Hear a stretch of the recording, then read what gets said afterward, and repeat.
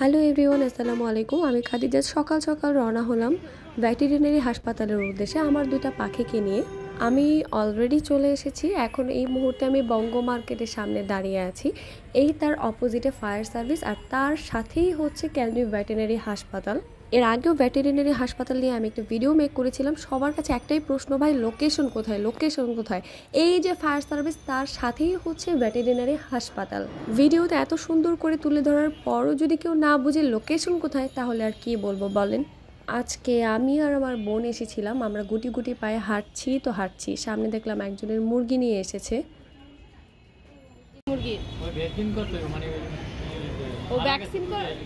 Vaccine করার জন্য। তারপর ভেতরে গেলাম রেজিস্ট্রেশন করার জন্য। রেজিস্ট্রেশন করতে আপনার 10 টাকা লাগবে। কি হয়েছে আপনার? রেজিস্ট্রেশনটি সম্পন্ন করতে আপনার নাম এবং নাম্বার লাগবে, সেই সাথে লাগবে পাখির কি সমস্যা। আমার পাখি ইদানিং প্রচুর বমি করে, বদহজম, শরীর দুর্বল, সবুজ পায়খানা। চলে যাচ্ছি 6 নাম্বার রুমে। আর যেতে যেতে দেখা মিলল অনেক বিড়ালের। কেউ ভ্যাকসিন করাতে এসেছে, কারো বিড়াল অসুস্থতার কারণে এসেছে। এই মুহূর্তে 6 নাম্বার কক্ষের সামনে দাঁড়িয়েছি। আমাদের পাখিরা পোষ মারা সহজেই উড়ে না, যার কারণে খাঁচা থেকে বের করা রিল্যাক্সিং এর জন্য। পাশেই দিকে একটা বিড়াল খুব মায়ার দৃষ্টিতে আমার পাখিদের দেখছিল। আমার বিড়ালও সেম এই দৃষ্টিতে তাকিয়ে থাকে, পরে কিন্তু জাপটে মেরে পাখি ধরে কিন্তু আমাদের ধোকা দেয়।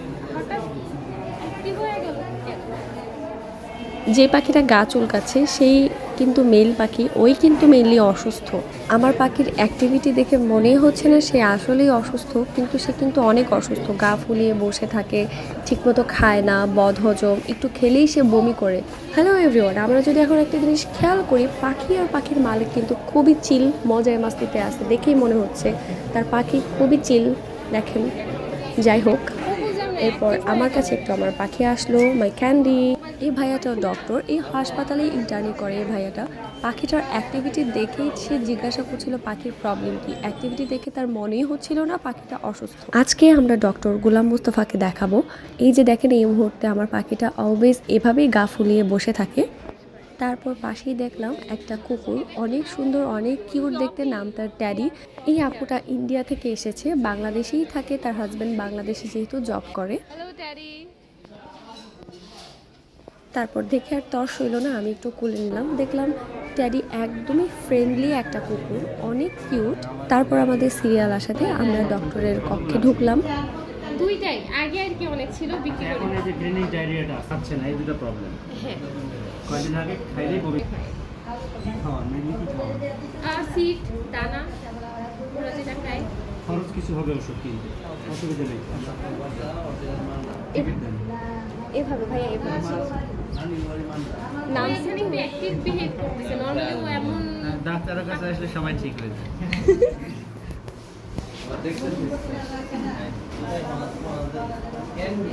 এই যে সব সময় এমন, কিন্তু ও 5-6 দিন ধরে একদমই চুপচাপ বসে থাকে, গা ফুলায়।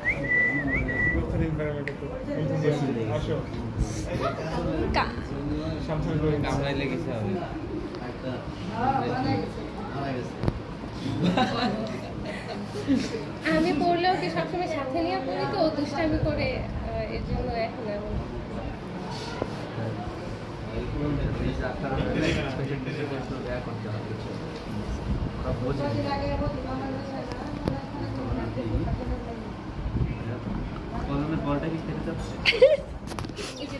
যাই হোক, ডক্টর কিছু মেডিসিন দিল, একটু পর আমরা কিনবো। তো ভিতরটা একটু ঘুরে দেখি। ও ছাগল, কি সমস্যা ছাগলের? ও এগুলো দেখো, এটা কি বাবা? ছাগলের সুন্নত করাতে এসেছে। হ্যাঁ, করাইতে হয়, করাইতেই হয়। হ্যাঁ, ছাড় তো। আর ছাড় কি, মুসলমানদের খাসি আর হিন্দুদের পাঠার মধ্যে এটাই ডিফারেন্স। সিরিয়াসলি? হ্যাঁ। এখন কি আমি এটা ইউটিউবে দিব এই ভিডিও? হ্যাঁ, সুন্নত ছাড়া আপনি এই যে দাঁড়া, এখানে হচ্ছে মৎস্য প্রাণী সম্পদ মন্ত্রণালয়, মানে মাছের। কেন্দ্রীয় ভেটেরিনারি হাসপাতালে ফ্রিতে সেবা পেতে হলে অবশ্যই আসতে হবে রবি থেকে বৃহস্পতিবার সকাল 9টা থেকে বিকাল 4টা পর্যন্ত। শুক্র, শনি এবং সরকারি ছুটির দিন ভেটেরিনারি হাসপাতাল বন্ধ থাকবে। এখন আমরা চলে যাচ্ছি মেডিসিনস কেনার জন্য। আমরা আগের ভিডিওতে দেখিয়েছিলাম মেডিসিনস কোথায় পাওয়া যায়। চলে আসলাম রহমান ট্রেডার্সে। এখানে পশু পাখি বিড়ালের সব ধরনের মেডিসিনস পাওয়া যায়। আমরা এখান থেকেই মেডিসিনস নিয়েছি। এর আশেপাশে আরও দোকান ছিল, কিন্তু এই দোকানটাই খোলা ছিল। আর আমি এর আগেও রহমান ট্রেডার্সের থেকেই বিড়ালের জন্য ওষুধ নিয়েছিলাম। আমার পাখিটা এই মুহূর্তে গা ঝিমুচ্ছে। মেডিসিনস কিনা আমাদের এই মুহূর্তে শেষ। সবগুলো মেডিসিনস ভালো মতো দেখে শুনে নিয়েছিলাম, সেই সাথে বাসার উদ্দেশ্যে রওনা হয়ে গিয়েছি। কেন্দ্রীয় ভেটেরিনারি হাসপাতালে ঔষধ কোম্পানির প্রতিনিধির সাথে সাক্ষাতের সময়সূচি 3টা থেকে 6টা পর্যন্ত এবং অপারেশন ও সার্জারির সময়সূচি 2টা থেকে 6টা।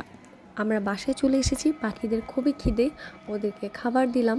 আমরা 2 বোনও খাবার দাবার করলাম, রেস্ট নিলাম। তারপর প্রেসক্রিপশন খুলে ওষুধগুলো মেলাচ্ছিলাম, কখন কোনটা খাওয়াবো কোনটা দিব। তারপর দেখলাম একসাথেই সবগুলো পানির সাথে মিক্স করে খাওয়াতে হবে। আর একটা সতর্কতামূলক কথা যেটা আমি বলবো, আপনারা কিন্তু এই মেডিসিনসগুলো সার্চ করে রিসার্চ করে গুগলে দেখবেন, চ্যাট জিপিটিতে দেখবেন, তারপর পাখিকে আপনারা খাওয়াতে পারেন। সরাসরি ডক্টরের পরামর্শ অনুযায়ী মেডিসিনসগুলো না খাওয়ালে আপনাদেরই সমস্যা, পাখি মারাও যেতে পারে। আমাদের ভুল হয়েছিল, পাখিকে এই মেডিসিনসগুলো রিসার্চ করে খাওয়ানো দরকার ছিল। অবশ্যই আমরা ডক্টর থেকে বেশি বুঝি না, কিন্তু মেডিসিনসগুলো খাওয়ানোর পর পাখিটা একটু দুর্বল হয়ে গিয়েছিল।